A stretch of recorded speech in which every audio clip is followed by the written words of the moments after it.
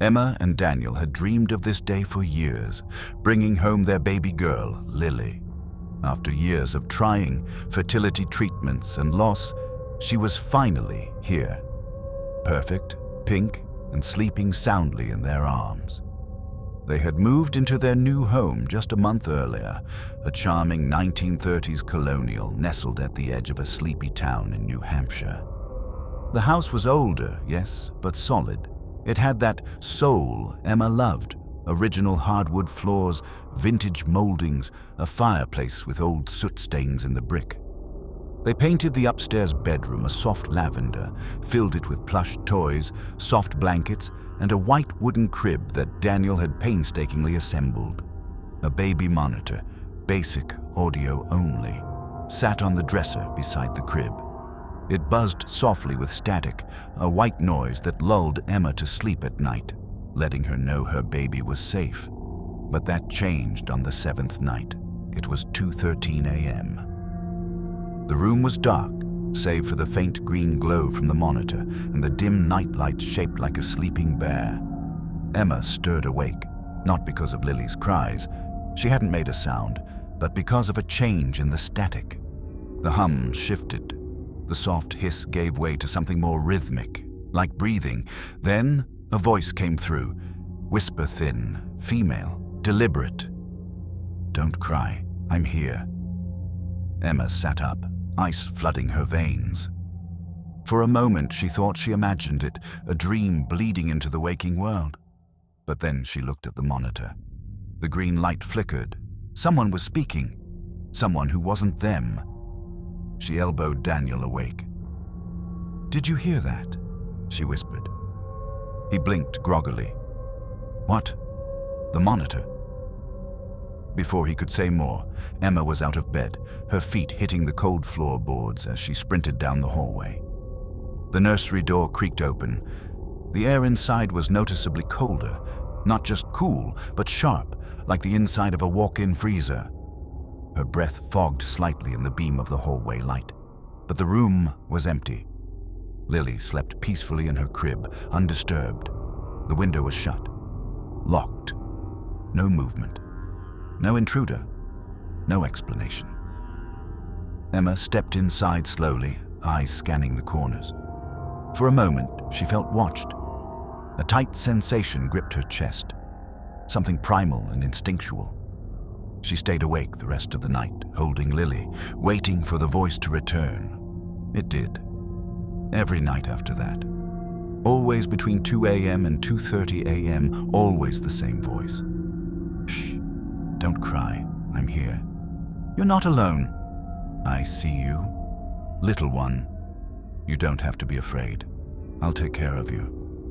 The last phrase made Emma feel physically sick.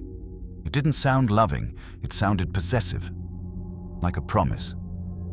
Daniel dismissed it as interference. "Could be a neighbor's baby monitor bleeding into ours," he said. But Emma knew better. The voice wasn't nearby, it was in the room. Intimate, like it was crouched beside the crib, whispering into Lily's tiny ear. They changed frequencies. They bought a new monitor. Still, the whispers returned. Until one night, the voice said something different. "You shouldn't have taken her." Emma was frozen. Then, over the monitor, she heard a sound that broke her. A creaking noise, like floorboards under slow, deliberate footsteps. She bolted into the room again, faster than ever, and this time, the room was not empty. There was an imprint on the rocking chair. Not just that, it was moving, slowly rocking, as though someone had just stood up from it. She screamed, grabbed Lily, and ran back to the bedroom. The next day, they bought the most advanced encrypted baby monitor on the market. A high-end model with two-way audio, thermal imaging, and a signal shield to block outside interference. They also had a security company inspect the entire home. No signs of hacking, no signals nearby, no explanation. Once the new monitor was installed, the voice disappeared. For a while. 2 weeks later, Emma was in the front yard when a silver car pulled up. A woman in her late 60s stepped out. Kind face, nervous eyes. "Sorry to bother you," she said. "I used to live here. A long time ago. My husband and I raised our daughter here." Emma smiled politely. "It's a beautiful house." The woman nodded slowly, then hesitated. "Is the nursery upstairs? First door on the right?" "Yes," Emma said, confused. "I thought so," the woman murmured. "We used that room for our baby too, but we had to move after she turned one. I started hearing things on the baby monitor." Emma's blood ran cold. The woman continued, voice trembling. "Every night at the same time, I'd hear a woman whispering to my daughter, always the same words. 'Don't cry, I'm here.' My husband thought I was losing my mind, but I know what I heard. When we moved, the voice stopped. I always wondered if it stayed behind." She looked up at the nursery window, her face pale. "Has anything strange happened?" Emma didn't answer. The woman nodded grimly, as if that silence was all the confirmation she needed. Then she said something Emma would never forget. "I don't think it's trying to hurt your baby. I think it's trying to replace her." She turned and walked away. Emma stood frozen in the garden, staring up at Lily's window. The curtain moved, just a ripple, but there was no wind. It was late August when Adam and 3 of his college friends, Maya, Jordan, and Luis, moved into the house on Overton Street. It was a weathered old rental near campus, nestled between overgrown hedges and crooked trees, the kind of place that looked forgotten even in daylight. The porch sagged. The windows groaned in the wind. But the rent was cheap, and they were broke students, eager to start the semester. From the start, the house felt off. Lights flickered. The plumbing wheezed like a dying man. At night, they'd hear soft thumps from the attic or the basement. Just the old bones of the house settling, they told themselves. Still, no one wanted the basement room, so it became storage. Until the 5th week. Adam was alone, cleaning up old boxes when he decided to rearrange the basement. The air down there was dense and clammy, smelling faintly of mildew and something else. Something metallic, like old blood. As he shoved aside a tall wooden shelf against the back wall, he noticed something peculiar. The wall behind it was different. The foundation was concrete all around, except her, where the surface was smooth and painted to match the stone. A hairline seam ran down the middle, like an outline someone tried to hide.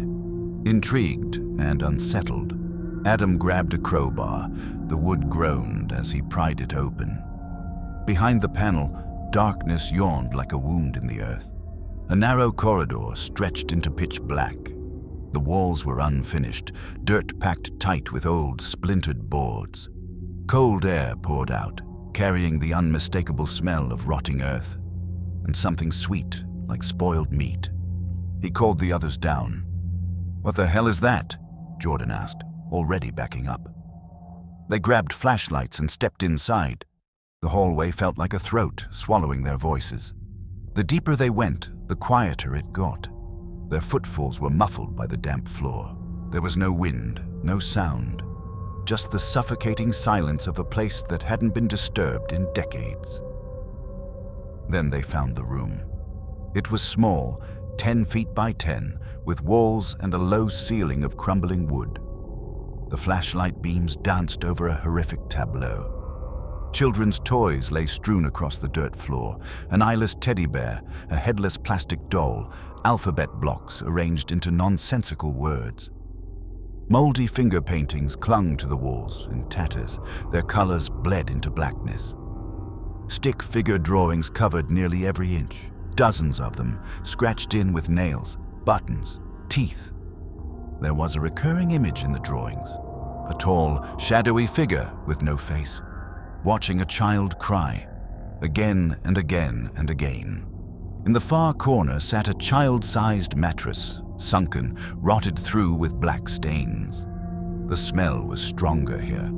Something had died on that mattress. And then, Maya gasped. A candle. sitting on a ceramic saucer melted down halfway. Still warm, its wax was soft to the touch, the wick freshly snuffed. Someone had been here. Recently. Very recently. No one spoke. Then Louise whispered, "Do you hear that?" They all paused. Silence. Then a voice, so faint they weren't sure it was real. It sounded like a child, singing, off-key, from behind them. They turned and ran. Back in the main basement, they slammed the panel shut and shoved the shelf back into place, as if that alone could erase what they saw. Adam called the landlord, demanding answers. The man arrived 2 hours later, sweating before he even entered the house. He went pale when they showed him the wall. I don't know anything about that," he stuttered. "That shouldn't be there. I had the house inspected years ago." Adam asked if there was a history. The landlord didn't answer. His hands trembled. Then he said, almost in a whisper, "You don't want to be asking questions about this place." They moved out that same week, but before they left, on their last night in the house, Adam was alone in his room, boxing up books. At exactly 3:17 a.m., his closet door creaked open by itself. The air turned icy, and from the crack in the floor vent, he heard it again, a child's voice, whispering, "You found my room." He didn't sleep. None of them did. Ever again. Not really. 2 years later, Adam found the truth. He tracked the address through county records and found an old article from 1979. The house had once been a private foster home. Several children were placed there over the years. 4 of them went missing. No charges were filed. No bodies were found. The home's owner vanished shortly after the last disappearance. But Adam knew the truth. He had seen the truth. That room wasn't a secret. It was a tomb, a cage, and someone or something was still waiting in the dark. Sarah had always felt safe in her apartment. It was small but cozy, just a little sanctuary she'd created after a long day at the office. It was a quiet, sleepy building, nestled on a side street away from the hustle of the city. No one ever really bothered her. The neighbors were kind but distant. There was always the comfort of being surrounded by walls that had never felt anything but secure.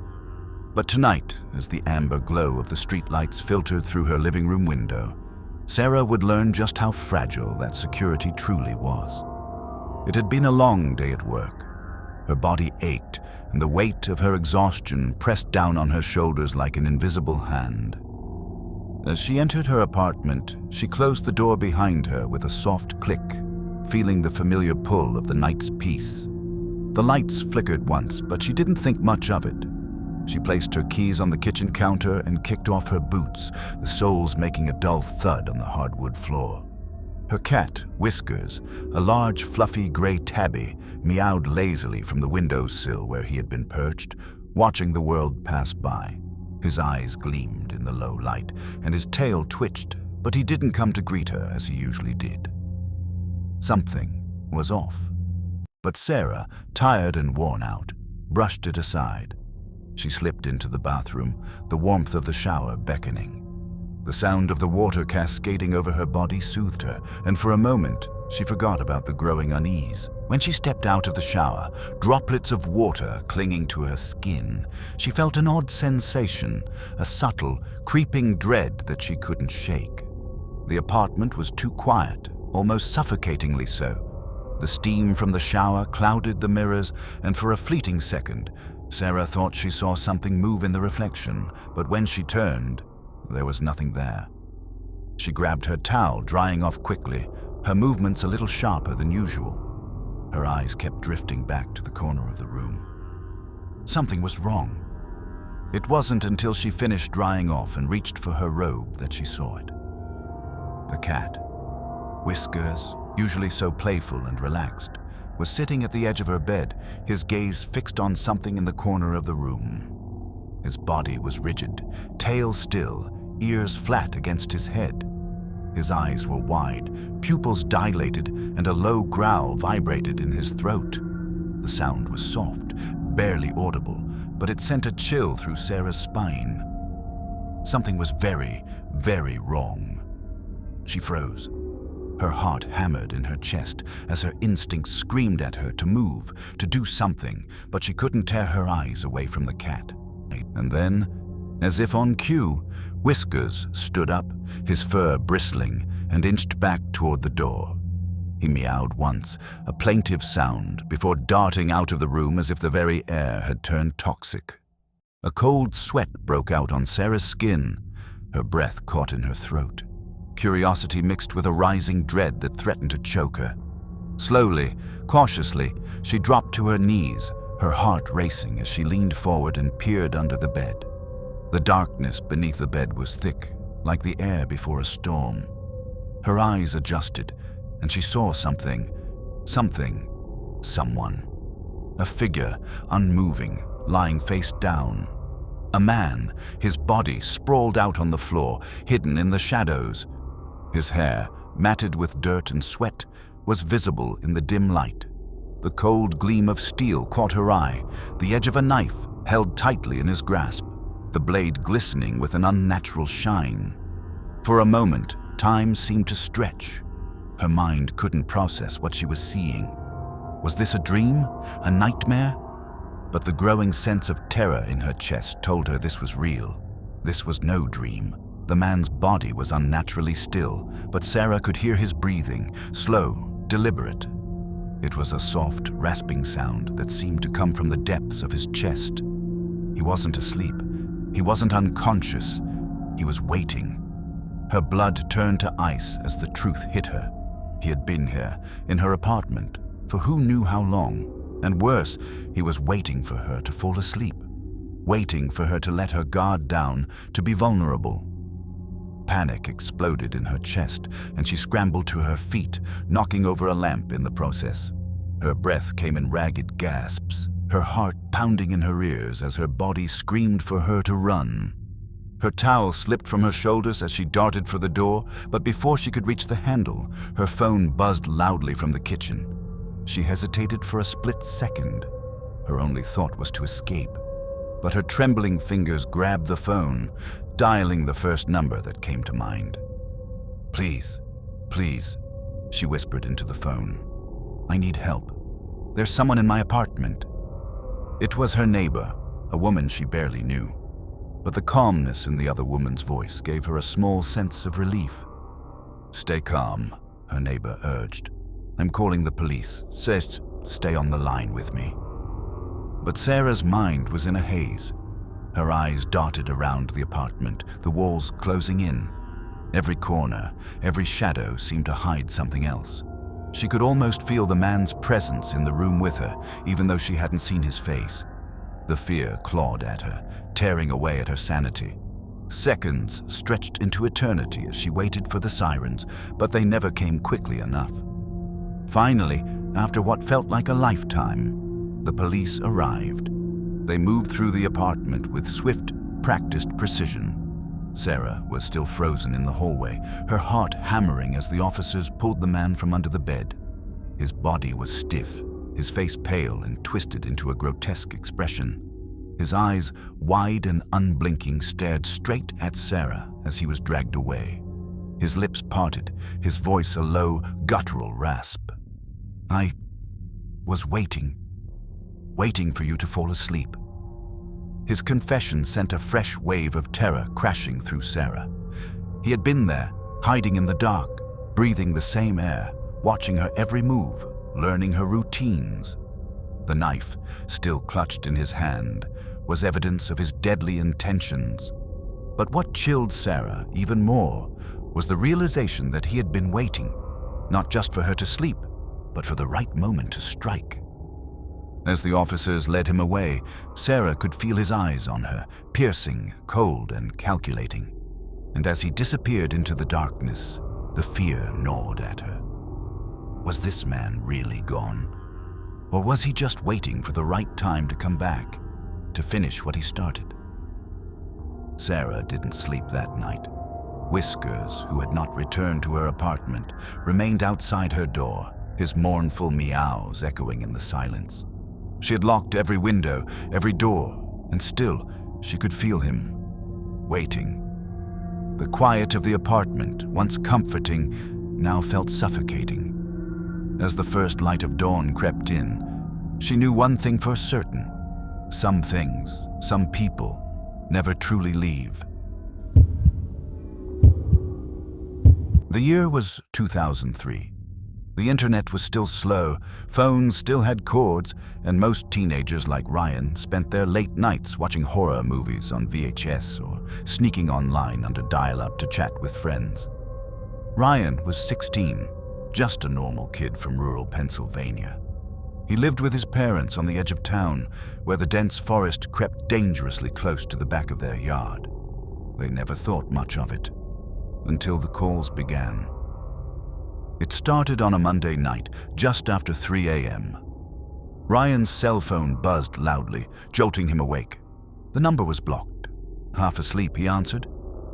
"Hello?" There was no reply. Only static, low and distant at first. Faint, like wind brushing over a microphone. He waited, listened. Then it ended. He figured it was a glitch, or a wrong number. The next night, the call came again. Same time, 3:03 a.m. Same number, unknown. This time, the static was louder, almost like it was closer. Still no voice, no message. Just that unnatural crackling that seemed to slither into his ears. By the third night, Ryan didn't want to answer, but curiosity got the better of him. Again, the same static, but it had changed. There was a rhythm to it, a wet, labored sound beneath the static. Breathing, slow, raspy. It didn't sound human. Then came the fourth night. That night, everything changed. At exactly 3:03 a.m., the phone rang again. Ryan picked it up, trembling. And this time, something answered. "I see you." The voice was deep, slow, gravelly. It didn't sound like it came through a speaker. It sounded like it was inside his room, whispering beside his ear. Ryan dropped the phone and screamed. His parents rushed in, turned on all the lights, but the call was gone. The number couldn't be traced. When his father called the phone company the next day, they said no call had come through at that time. No record of anything. His parents thought it was a prank, maybe a kid from school. But Ryan knew better. Because he had started locking his door at night. Not because of the calls, but because sometimes while lying in bed after the phone rang, he'd hear faint footsteps outside his window, just one or two, crunching slowly through the grass. Then silence. On the seventh night, Ryan had had enough. He invited his best friend Mike to stay over. They set up a recorder by the phone. They kept the lights off and sat silently in the dark, watching the clock tick toward 3:03. The air felt heavy, unnaturally cold. Then the phone rang. Mike picked up and put it on speaker. The room was filled with the now familiar static. But this time, there was something else layered beneath it. A sound like flesh dragging across wood, like something wet and heavy crawling. Then, the voice.